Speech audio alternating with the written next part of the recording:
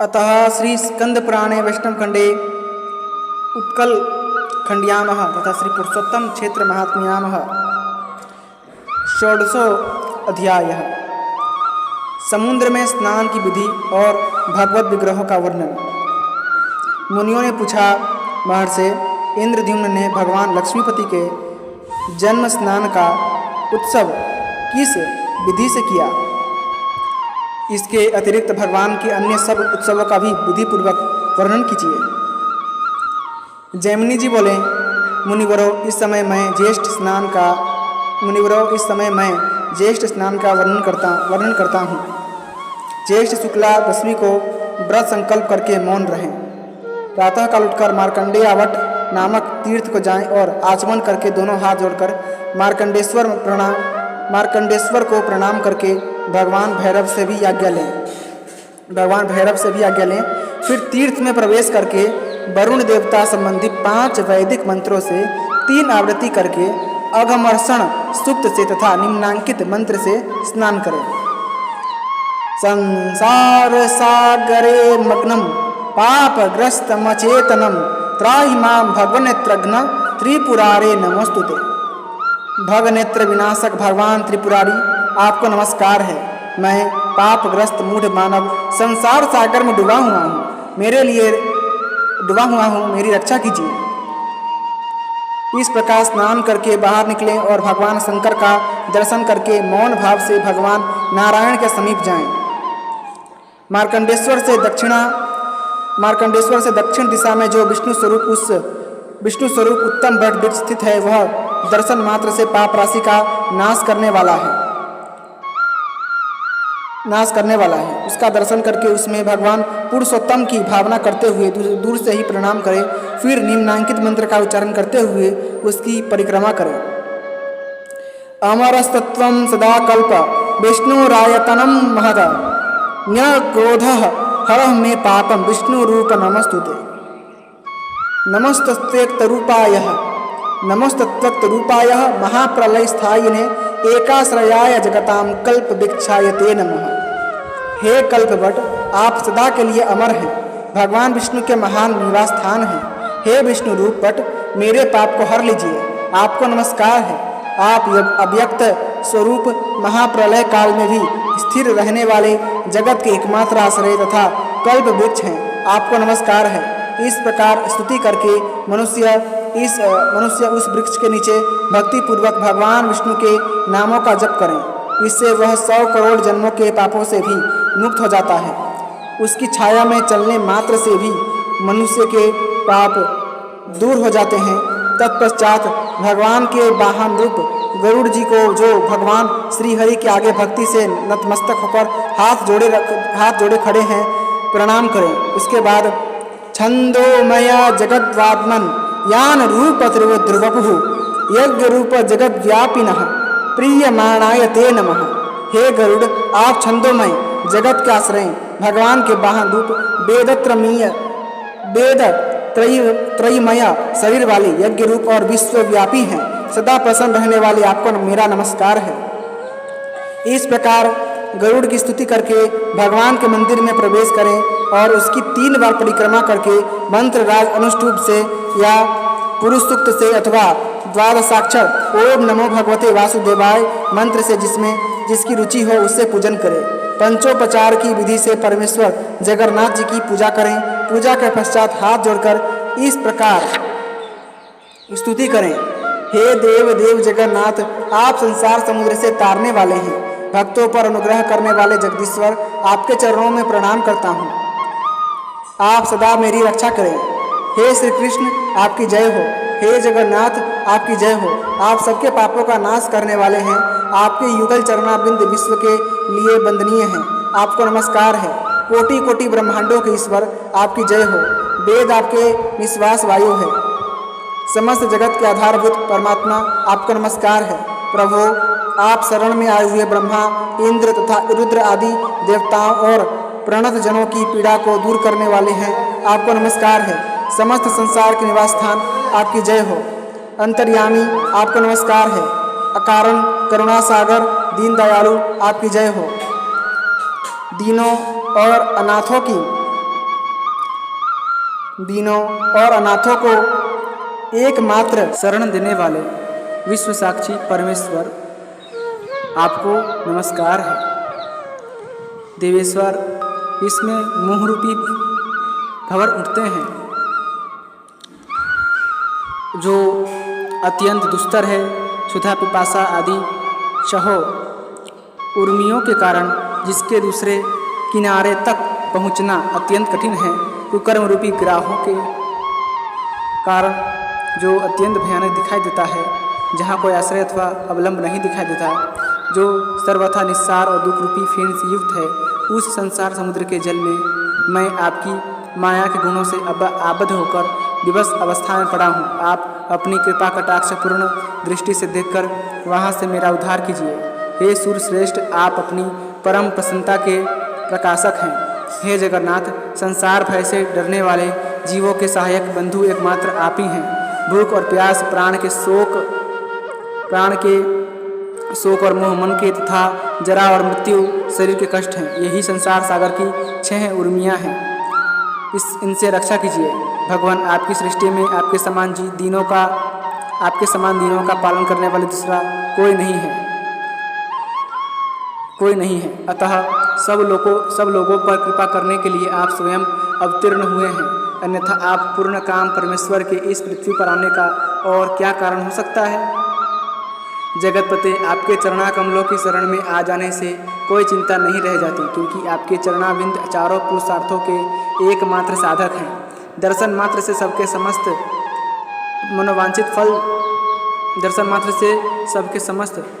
मनोवांछित फल देने वाले हैं। तदंतर शेष संबंधी मंत्र से भगवान बलभद्र जी की पूजा करें। द्वादशाक्षर मंत्र से अथवा आदि में प्रणव लगाकर नाम मंत्र से भी पूजा कर सकते हैं। फिर एकाग्रचित होकर प्रणाम करके स्तुति पाठ द्वारा उन्हें प्रसन्न करें। सदा सत्पुरुषों को सुख देने वाले सच्चिदानंद स्वरूप बलराम जी, आपकी जय हो। आपकी निर्मल आकृति अविद्यामय पंख से रहित है। आपको नमस्कार है। संपूर्ण जगत का भार धारण करके भी कभी थकित न होने वाले बलभद्र, आपकी जय हो। आध्यात्मिक, अधिदैविक और आदि भौतिक तीनों तापों का विकर्षण विनाश करने के लिए आप सदा अपने हाथ में हल लिए रहते हैं। सदा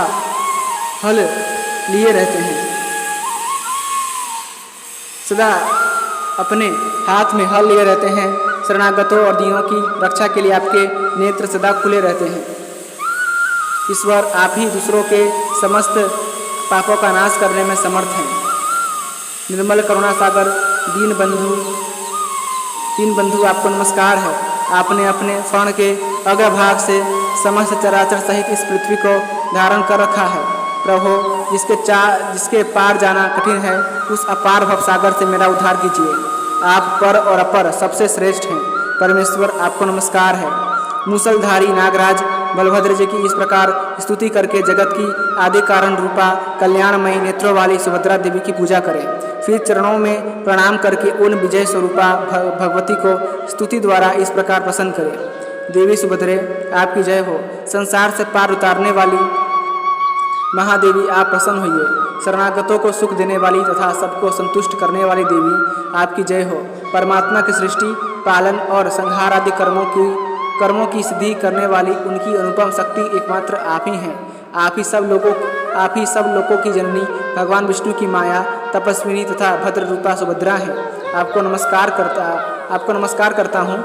जगत की मूलभूता सुभद्रा देवी को मैं प्रणाम करता हूँ। इसके बाद समुद्र स्नान के लिए भगवान पुरुषोत्तम की प्रार्थना करें। विश्वव्यापी चराचर स्वरूप भगवान विष्णु, आपको नमस्कार है। प्रभु, मेरा समुद्र स्नान निर्विघ्न पूर्ण हो। शंख चक्र गदाधारी जगदीश्वर, मुझे स्नान के लिए आज्ञा दीजिए। तदंतर भगवान विष्णु का ध्यान करते हुए एकाग्रचित एवं मौन होकर समुद्र के समीप जाएं और तीर्थराज की आत्मा का चिंतन करते हुए हाथ जोड़कर इस मंत्र का उच्चारण करें। सुदर्शन नमस्तेस्तु कोटि सूर्य संप्रभ अज्ञान तिमिराधस्य विष्णु मार्ग प्रदर्शय। कोटि कोटि सूर्यों के समान प्रकाशमान सुदर्शन आपको नमस्कार है। मैं अज्ञान अंधकार से अंधा हो रहा हूँ, मुझे भगवान विष्णु का मार्ग दिखाइए। इस प्रकार सुदर्शन की प्रार्थना करके तीर्थराज समुद्र के जल के समीप पृथ्वी पर घुटने टेक कर भक्ति भाव से प्रणाम करें और तीर्थराज नमस्तुभ्यम जल रूपाय विष्णवे जीवनाय च जंतु नाम परम निर्वाण हेतवे।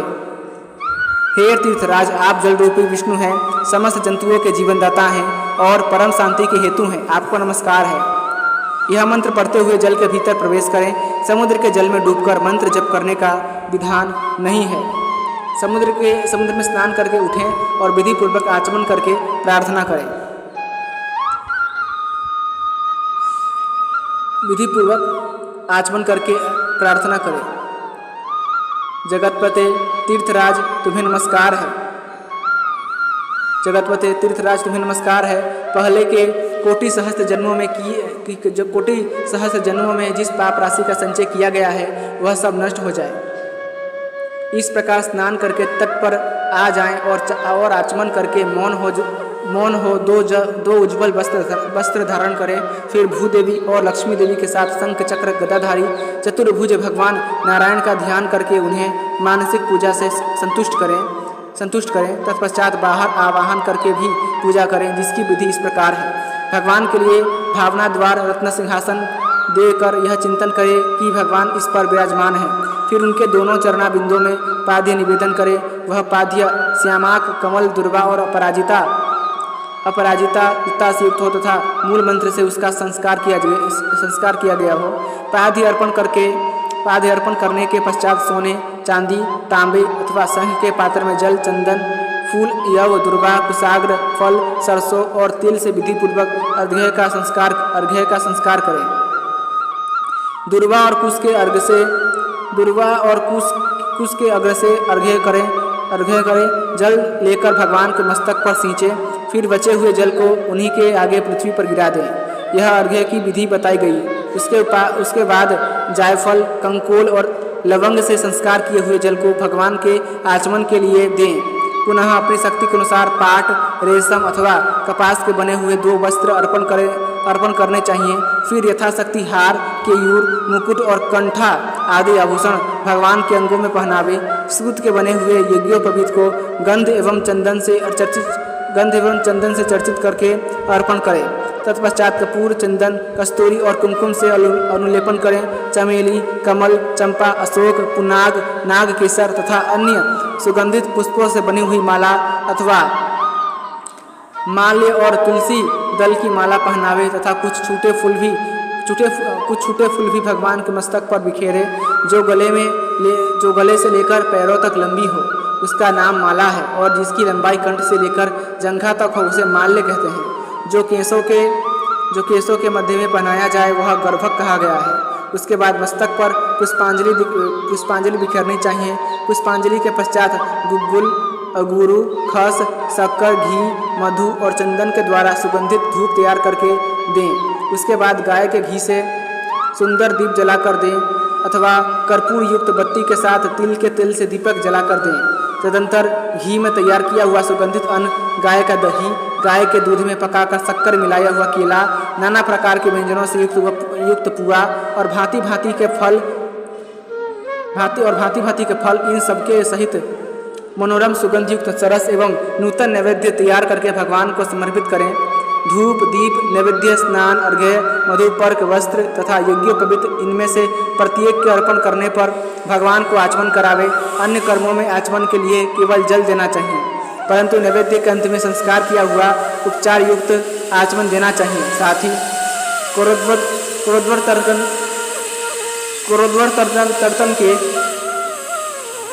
कोरोद्वर्तन के लिए सुगंधित चंदन भी देना चाहिए। कोरोद्वर्तन के लिए सुगंधित चंदन भी देना चाहिए। उसके बाद कपूर, लवंग, इलायची, जायफल और सुपारी के साथ तांबूल अर्पण करें। तत्पश्चात 108 बार मूल मंत्र का जप करके अनन्य भाव से स्तुति पाठ करें। फिर प्रदक्षिणा करके भगवान पुरुषोत्तम की प्रार्थना करें। समस्त तीर्थों के प्रवर्तक देवाधिदेव जगन्नाथ, आप सर्व तीर्थमय तथा सर्वदेवमय हैं। आपकी पाप की राशि में डूबे हुए मुझ सेवक की रक्षा कीजिए। आपको नमस्कार है, आपको नमस्कार है। इस प्रकार देवेश्वर भगवान नारायण की पूजा करके तीर्थराज समुद्र में स्नान करने वाला मनुष्य सब तीर्थों का फल पाता है। कोटि गोदान से, कोटि यज्ञ से, कोटि ब्राह्मण भोज से तथा कोटि महादानों से कर्म करने वालों के लिए जो पुण्य बताया गया है वह इस समुद्र स्नान पूर्वक भगवत पूजन से प्राप्त हो जाता है। अन्य तीर्थों में किया हुआ पाप समुद्र के किनारे नष्ट होता है और समुद्र के किनारे हुआ पाप समुद्र में स्नान करने से नष्ट होता है।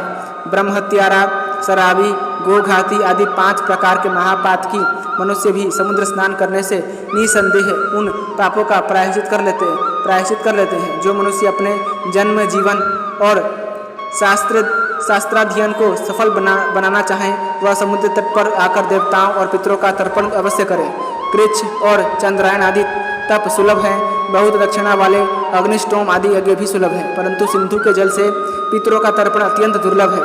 स्नान के आदि और अंत में जगन्नाथ जी का पूजन और बीच में तीर्थराज के जल में स्नान करके मनुष्य मोक्ष का भागी होता है। तदनंतर शुद्ध चित्त वाला मनुष्य श्री कृष्ण, बलभद्र और सुभद्रा को नमस्कार करके उनके स्वरूप का चिंतन करे। अतः श्री स्कंद पुराणे विष्टम खंडे उत्कलखंड्यामः तथा श्री पुरुषोत्तम क्षेत्र महात्म्यामः 16वां अध्याय संपूर्णम्। इसी के साथ श्री स्कंद पुराण के अष्टम खंड के उत्कल खंड के, जिसे पुरुषोत्तम क्षेत्र महात्म्य भी कहते हैं, उसका 16वां अध्याय समाप्त हुआ। यदि आपको भगवान पुरुषोत्तम की कथाएं पसंद आती हैं तो कृपया करके वीडियो को लाइक करें, चैनल को सब्सक्राइब करें और अपने दोस्तों के साथ अवश्य शेयर कीजिएगा। धन्यवाद। जय श्रीमन नारायण।